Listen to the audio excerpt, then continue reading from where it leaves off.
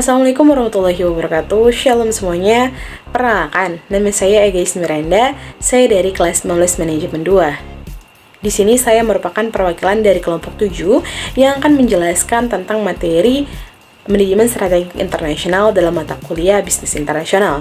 Adapun kelompok saya yang pertama dari saya sendiri, yang kedua yaitu ada Gita Anggraini, yang ketiga ada Alvin, yang keempat ada Supriyadi, dan yang terakhir ada Radu Pramana. Adapun komponen-komponen yang terdiri dari manajemen strategi internasional terdiri dari 7 komponen. Yang pertama yaitu pengertian dan arti penting dari manajemen strategi internasional. Yang kedua yaitu faktor-faktor yang mempengaruhi keputusan strategi internasional. Yang ketiga ada sumber-sumber keunggulan bersaing. Yang keempat ada alternatif pemilihan atau pilihan keputusan strategis. Yang kelima ada komponen-komponen strategis internasional. Yang keenam ada pembangunan ataupun pengembangan strategi internasional.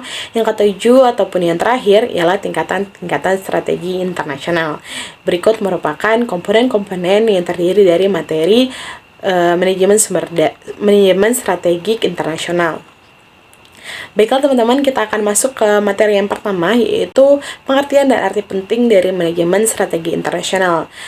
Pengertian dan arti penting dari manajemen strategi internasional menurut Grufi dan Puste dari tahun 2010, mereka mengatakan bahwasannya manajemen strategi internasional merupakan transaksi bisnis antara bisnis satu dengan bisnis lainnya yang terdiri dari lebih dari satu negara ataupun dari negara satu dengan negara lainnya. Transaksi ini juga meliputi pembelian barang yang berasal dari negara satu ke negara lainnya untuk diproses ataupun dirakit dan dikirimkan dalam bentuk jadi ataupun bentuk produk gitu.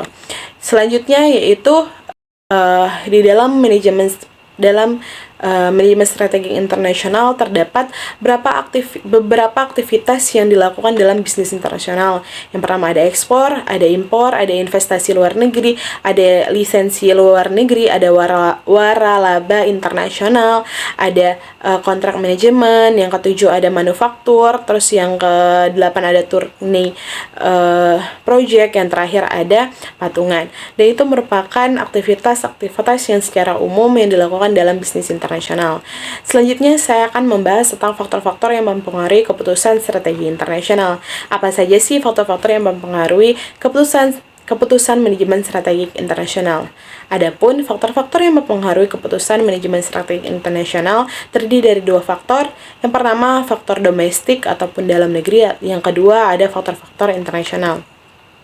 Faktor-faktor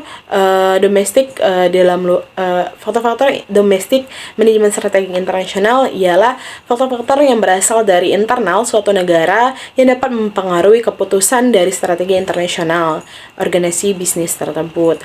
Dan faktor-faktor internasional merupakan faktor-faktor yang terdiri dari luar ataupun lingkungan internasional di luar dari perusahaan internal tersebut. Adapun faktor-faktor secara umum yang mempengaruhi keputusan dari strategi internasional tersebut. Yang pertama ada bahasa, ada budaya, ada politik, ada ekonomi, ada campur tangan dari pemerintah, dan yang terakhir ada dari buruh dan hubungan industri atau perburuan.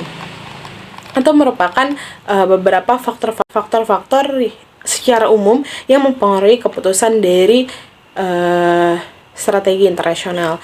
Ada beberapa yang akan saya jelaskan mengenai faktor-faktor tersebut. Yang pertama, saya akan menjelaskan tentang bahasa. Biasanya bahasa ini merupakan faktor yang mempengaruhi beberapa keputusan strategik untuk memasuki pasar suatu negara, karena bahasa yang kita gunakan seringkali berbeda dari bahasa Indonesia ke Inggris ataupun ke yang lainnya. Itu bisa mempengaruhi keputusan strategik internasional, di mana kita kurang bisa menyampaikan dan menjelaskan maksud dari bisnis internasional kita sendiri. Dan kedua yaitu budaya yang kita miliki sangat beragam, apalagi dalam Indonesia terdapat sangat banyak budaya yang dimiliki, apalagi jika kita ke luar negeri, tentunya terdapat beberapa budaya yang berbeda gitu. Contoh budaya masyarakat Indonesia dalam menghadapi bulan puasa tentunya itu memiliki kontrak yang berbeda gitu. Biasanya kita pulang jam 4, tetapi ketika puasa kita bisa pulang dari setengah hari tersebut, dari jam 4 bisa jam 3 atau jam 2. Itu merupakan faktor budaya dan berbeda dengan yang lainnya. Terus yang ketiga ada politik. Faktor ini merupakan faktor kestabilan politik, akan memberikan pengaruh khususnya terkait keputusan investasi langsung dari perusahaan internasional di luar negeri. Itu 3 faktor yang saya jelaskan mengenai faktor-faktor secara umum yang mempengaruhi keputusan strategi internasional. Baik teman-teman, saya akan masuk ke materi yang ketiga, yaitu sumber-sumber keunggulan bersaing. Adapun sumber-sumber keunggulan bersaing yang dapat dimiliki oleh suatu perusahaan, tentunya kita harus memiliki sumber-sumber yang kita punya ataupun di dalam perusahaan itu agar bisa bersaing di dalam bisnis internasional. Yang pertama yaitu ada efisiensi secara global. Efisiensi secara global sendiri di sini dimaksud dengan efisiensi secara kemampuan dari satu perusahaan dalam menentukan lokasi yang efisien, baik di kantor maupun cabang dan pabrik lainnya. Jadi, di beberapa negara, mereka menentukan skala keekonomian produksinya, jangkauannya, jarak itu agar dalam meraih pasar internasional, mereka dapat menentukan secara strategik gitu. Yang kedua ada fleksibilitas multinasional. Adapun maksud dari fleksibilitas internasional ini ialah kemampuan perusahaan untuk memasuki pasar di beberapa negara dengan memperhatikan perbedaan-perbedaan tadi yang telah disebutkan seperti budaya, politik, ekonomi maupun hukum dari negara tersebut. Selanjutnya yaitu pembelajaran secara mendunia ataupun worldwide learning. Yang dimaksud dengan pembelajaran secara mendunia ialah pembelajaran yang bersifat mendunia, berlaku hampir di seluruh dunia gitu, yang dapat diperoleh oleh perusahaan yang bergerak dalam pasar bisnis internasional. Baik, selanjutnya yaitu alternatif pemilihan keputusan strategis. Tentunya di dalam bisnis internasional kita harus memiliki alternatif dari pemilihan keputusan strategi kita. Tentunya ada beberapa alternatif pemilihan keputusan strategik.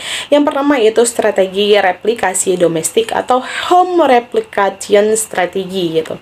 Strategi ini dibangun dengan memanfaatkan kompetensi inti atau keuntungan tertentu yang dikembangkan di dalam negeri gitu, atau pasar domestik gitu, di dalam negeri kita sebagai senjata kompetitif yang utama di luar negeri.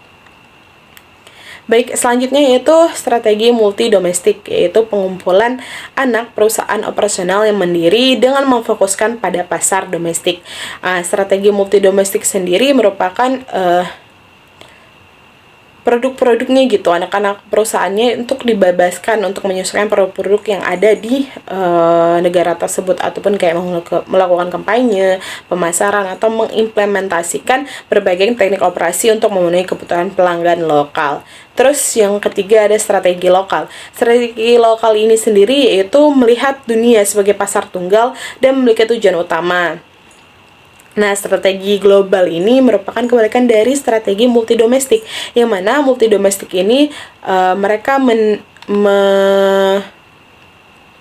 strategi domestik ini mereka pengumpulan gitu anak-anak dari perusahaan, sedangkan strategi global ini mereka sendiri tunggal gitu, enggak berbagi dari anak perusahaannya. Yang selanjutnya yaitu di bagian keempat yaitu strategi transaksional, merupakan menggabungkan dari manfaat efisiensi skala global dari perusahaan global dengan keuntungan dan keuntungan dan kelebihan lokal sebagai respon dari perusahaan domestik, multidomestik tadi, ataupun anak-anak perusahaan tadi.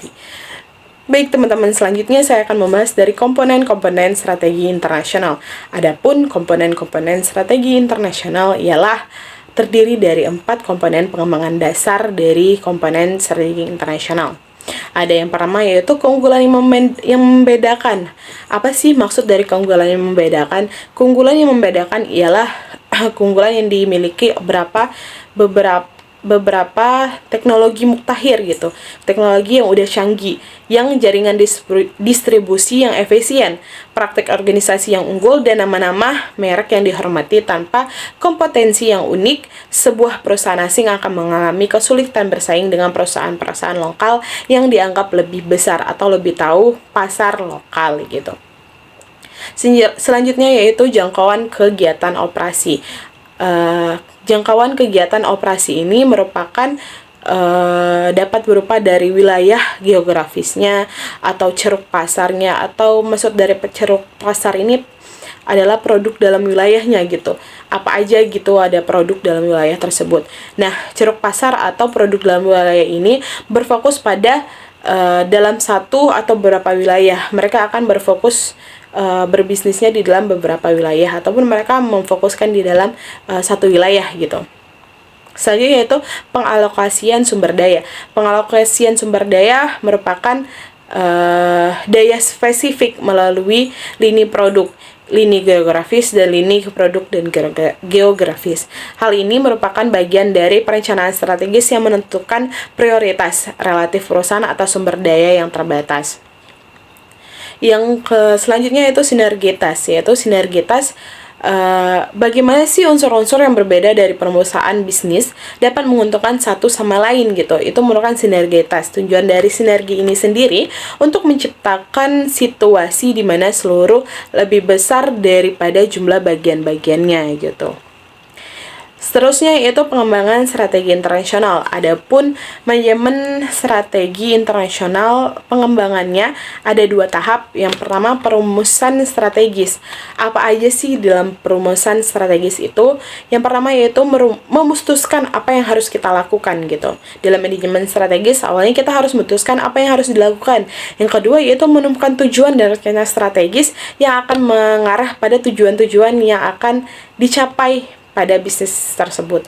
Yang kedua itu kita harus, setelah kita mempunyai tujuan dan punya rencana, kita harus menetapkan dan mengembangkan serta menyempurnakan dari tujuan pada pasar yang akan kita masuki ataupun kita akan buat dari pasar di dalam wilayah tersebut gitu. Yang kedua ada implementasi strategis. Nah, implementasi strategis ini terdiri dari beberapa bagian. Yang pertama, kita harus benar-benar melakukannya, jangan setengah-setengah.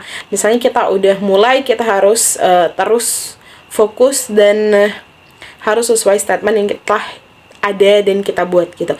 Selanjutnya yaitu mengembangkan taktik untuk mencapai strategi internasional yang telah dirumuskan. Nah, dari awal yang pertama tadi kita udah ngerancang dan kita ngebuat, kita harus mengembangkan dari taktik tersebut. Taktik apa ataupun seperti rencana apa ini yang akan harus kita lakukan gitu. Yang terakhir yaitu biasanya dicapai melalui perancangan organisasi. Tentunya di dalam bisnis pasti ada rancangan organisasi seperti pekerjaan karyawan, sistem proses, dan pengendalian. Itu harus kita gunakan, ataupun tahap-tahapan organisasinya, pegawainya, apa aja yang ada di dalam pegawai. Itu merupakan dari perencanaan organisasi. Baik, selanjutnya yaitu materi dari tingkatan strategi internasional. Materi selanjutnya yaitu tingkatan strategi internasional. Tingkatan strategi internasional sendiri yaitu kompleksitas manajemen strategi internasional, memerlukan pengembangan strategi untuk 3 tingkat yang berbeda dalam organisasi. Nah, tingkatan strategi internasional ini terdiri dikategorikan dari beberapa gitu.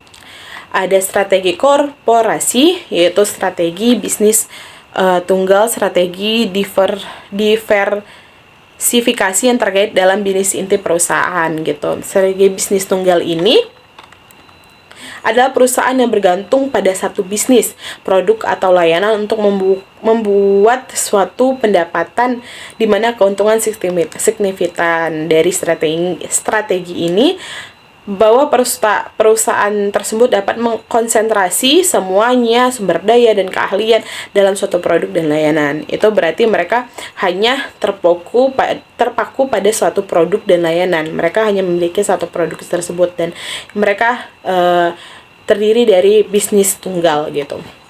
Selanjutnya yaitu strategi bisnis. Strategi bisnis atau bisnis strategi meliputi strategi diferensiasi, merupakan strategi kepemimpinan biaya dan strategi fokus. Yang dimaksud dari strategi diferensiasi ialah strategi yang membangun dan mempertahankan citra baik atau dirasakan bahwa produk dan jasa yang didasarnya unik dari produk dan jasa tersebut gitu. Strategi kepemimpinan biaya ialah dari fokus pencapaian produk prosedur pengoperasian yang sangat efisien sehingga biayanya lebih rendah dibandingkan pesaing. Dan terakhir, strategi fungsional, yaitu strategi meliputi dari strategi keuangan, pemasaran, operasi, manajemen sumber daya manusia, serta riset dan pengamanan. Strategi keuangan mengembangkan strategi finansial dari perusahaan tersebut, di mana perusahaan tersebut harus memiliki strategi keuangan agar tidak kebablasan ataupun kelebihan budget yang telah ditetapkan gitu.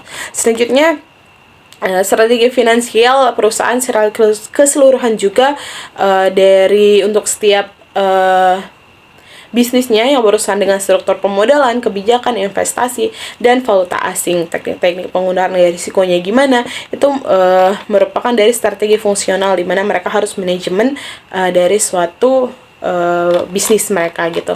Baiklah, itu merupakan materi terakhir yang akan saya jelaskan dari bab 8 ini di mata kuliah bisnis internasional, dan terakhir yaitu tingkatan strategi internasional. Itu merupakan materi terakhir yang akan saya bahas gitu.